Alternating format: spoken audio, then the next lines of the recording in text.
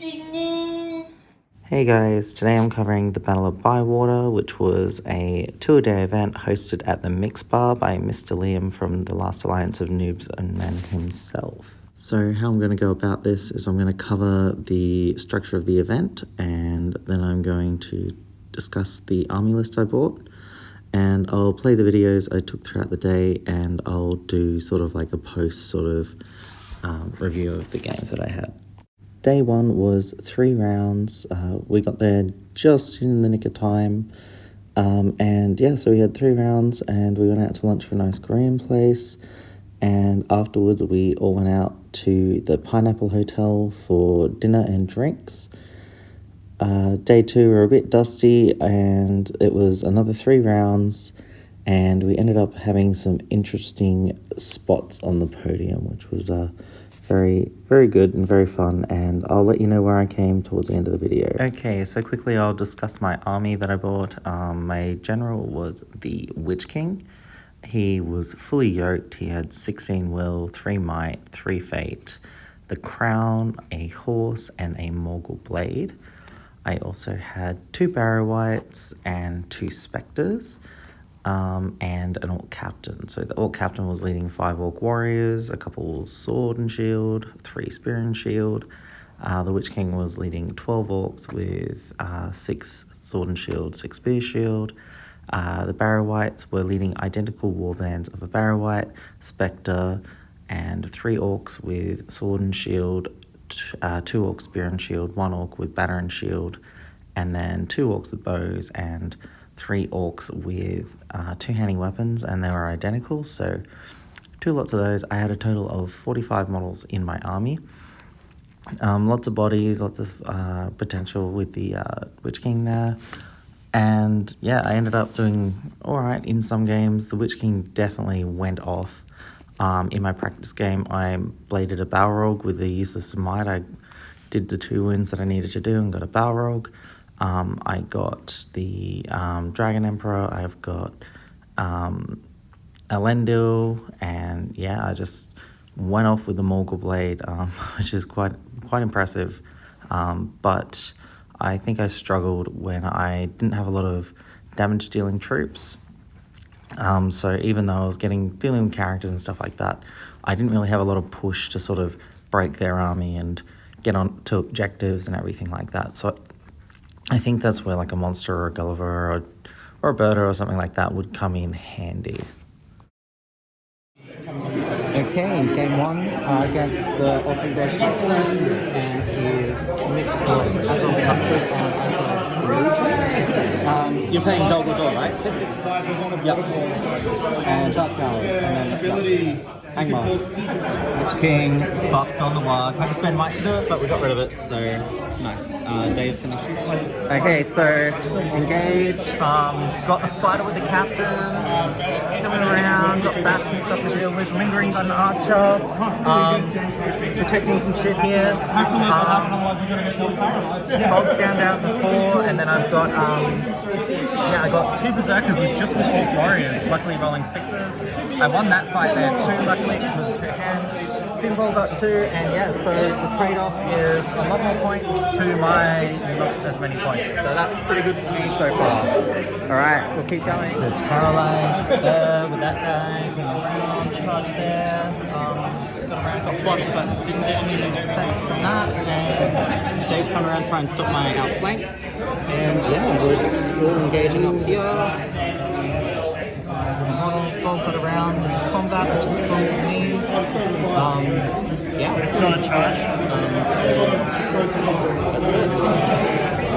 Alright, so ended up managing to do a win to his leader, so got 2 points. Didn't kill Bog, nearly killed Bog, but didn't kill Bog.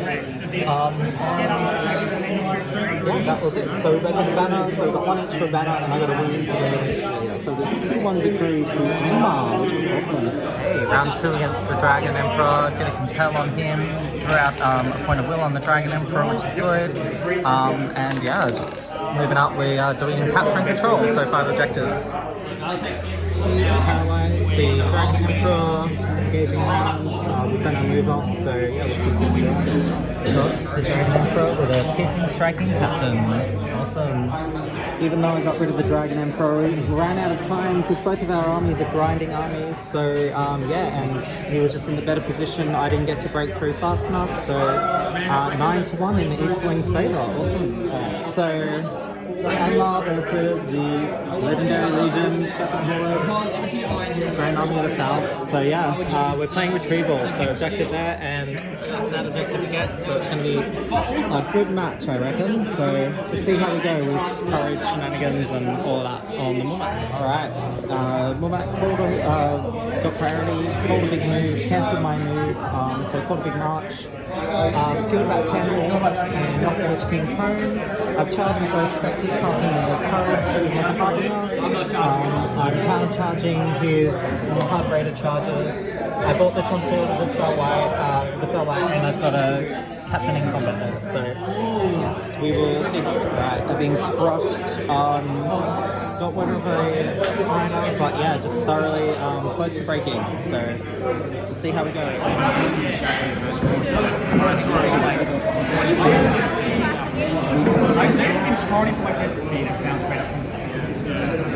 And it's like light, and she's recording. That's like, yeah.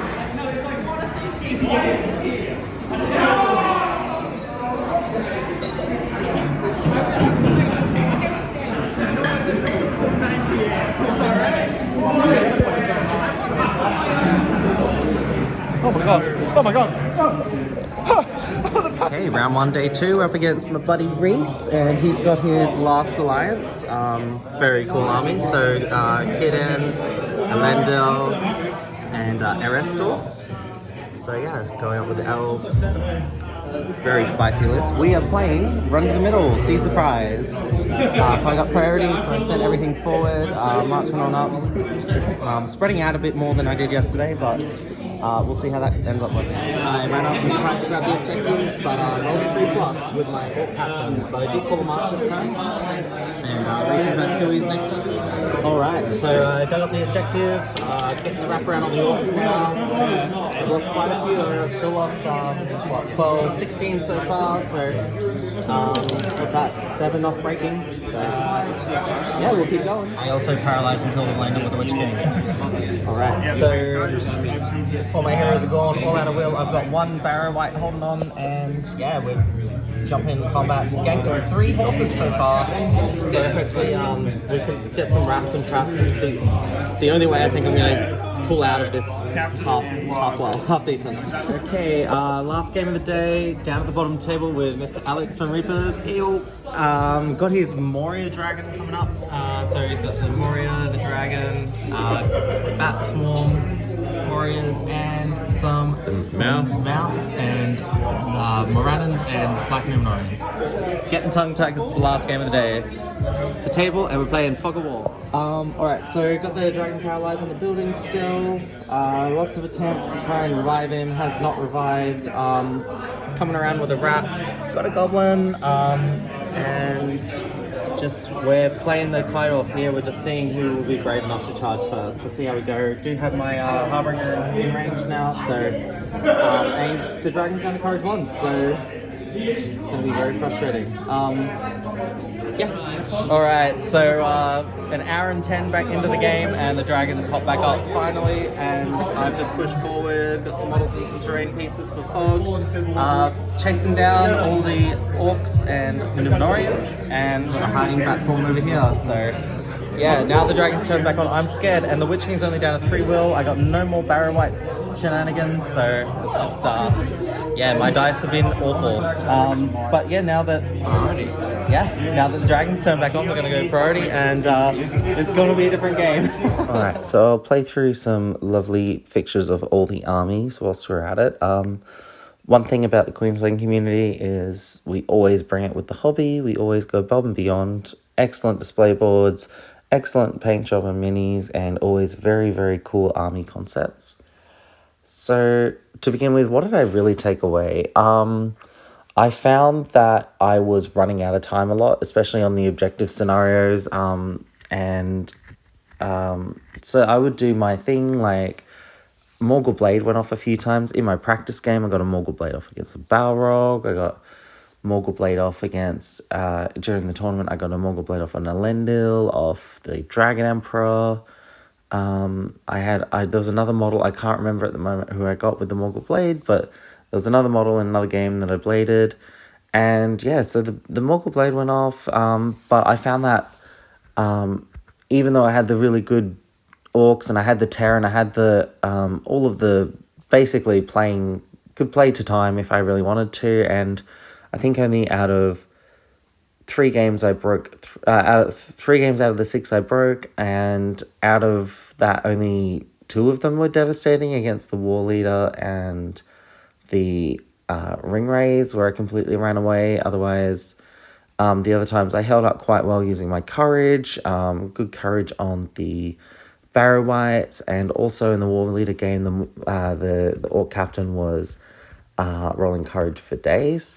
That being said, that in that War Leader game, he did have to run up 3 fucking flights of ramps to try and get up to the objective, whilst my opponent's objectives were flat on the ground.